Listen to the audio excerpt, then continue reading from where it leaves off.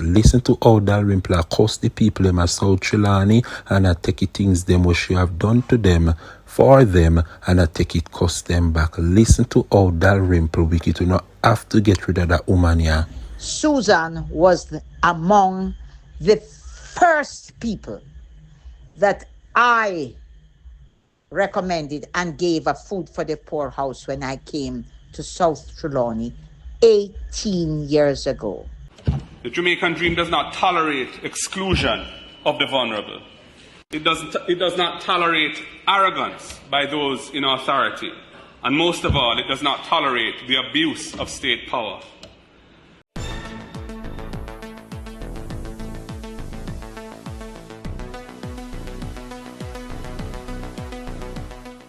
Bless up, ABR family and viewers. Welcome back to the channel. It's your girl, Ann Isabel Rose. And in this one, did Marisa Dalrymple Philibert confess to questions raised over food for the poor housing being given to JLP activists? As well as Mark Golding, opposition leader, reacts to Anju Onless' statement that they don't need the opposition to hold them accountable. Stay tuned for the details at hand. Don't forget to like, share, and subscribe to the channel. So, ABR family, I have a video audio for you all to listen to Marisa Dalrymple Philibert, the sitting MP for South Trelawney, basically coming out against some of the Jamaica Labour Party supporters and what she has done for them.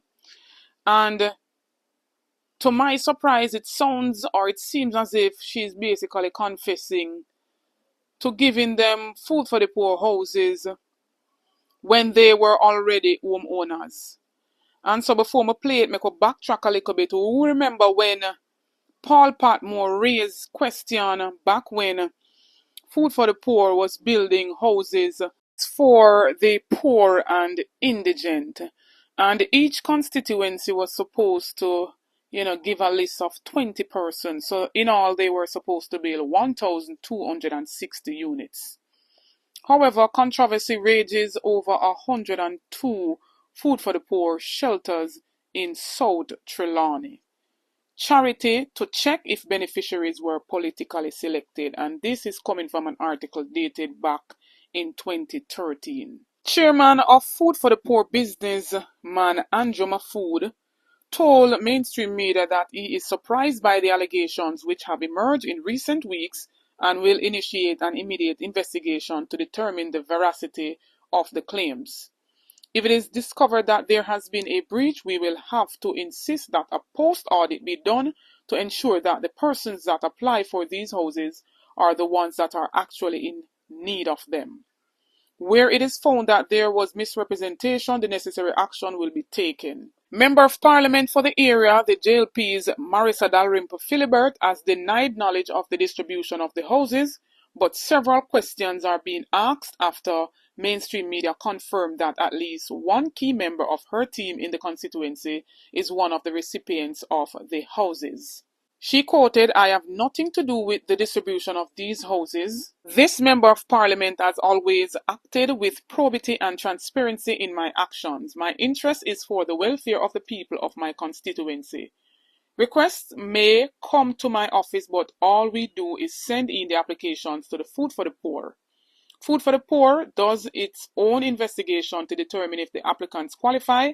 I have no control over who gets or who does not get."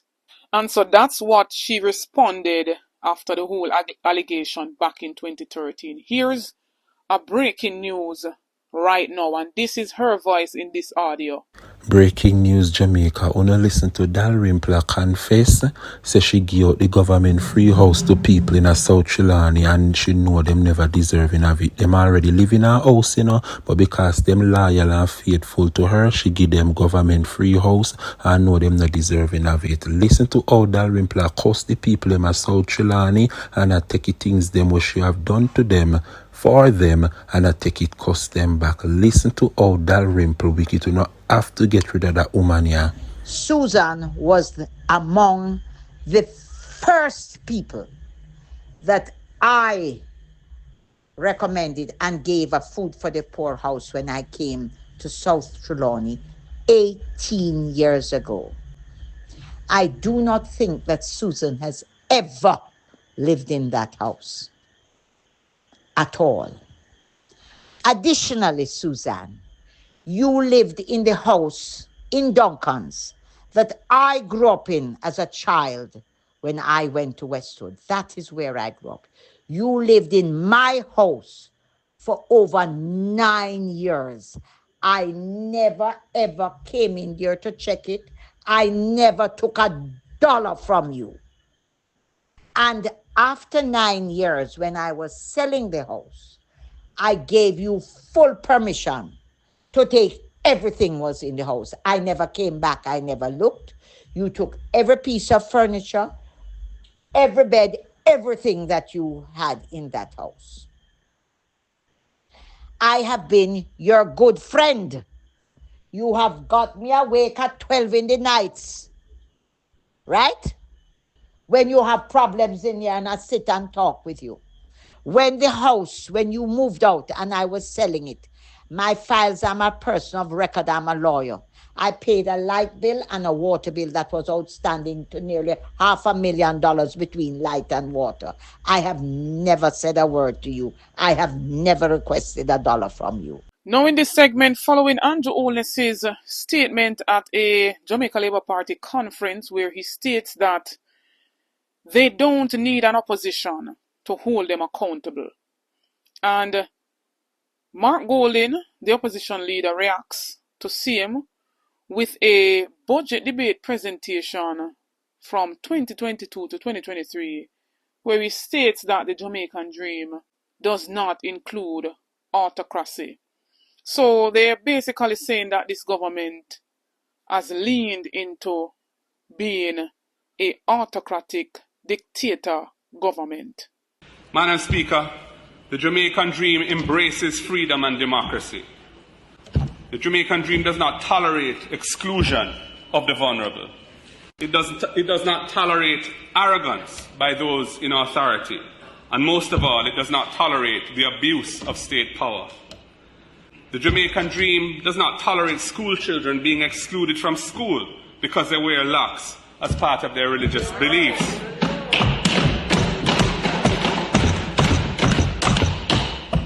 Madam Speaker, the Jamaican dream will not permit a Prime Minister to make orders creating criminal offences like the amended DRMA did without parliamentary oversight.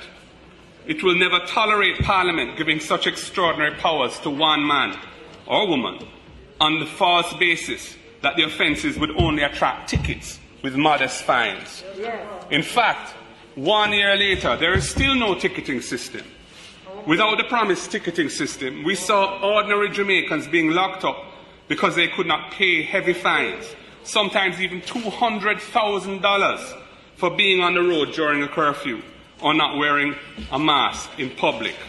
Meanwhile, champagne birthday parties for political activists on no movement days carried no political consequences.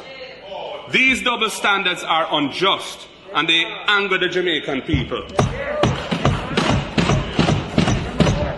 The Jamaican dream requires one rule for everyone, no matter where you come from, or no matter who you know or don't know.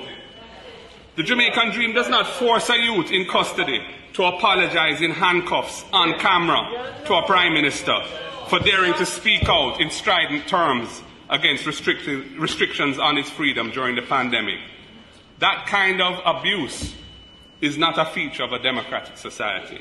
It is not a feature of Jamaica, land we love. That is akin to dictatorship.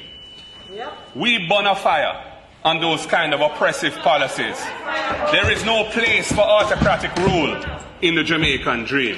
ABR family and viewers, go ahead and comment in the comment section with me own say on these topics raised. Don't forget to like, share and subscribe to the channel on the road to 30k. Help me to get there. Get this video to at least 5,000 likes. Stay tuned for more videos. Stay tuned for more updates. Big up on yourself. The One Jamaica Legal Defense Foundation and its global supporters cordially invite Jamaicans abroad and abroad to its inaugural reconnection on June 21st, 2025 at the Ranny Williams Entertainment Center in Kingston, Jamaica. Bring your entire family for a day of food, fun, entertainment, and information. Get an understanding of the Constitution and the skills necessary to exercise your rights and your civic responsibilities as Jamaican citizens. You can't afford to miss this inaugural Reconnection Rally, June 21st in Kingston. Tune in for further information and updates to Reason with Radigan on YouTube and reggaeglobalradio.com, Saturdays at 3 p.m. New York time and at 2 p.m. in Jamaica. See for yourself.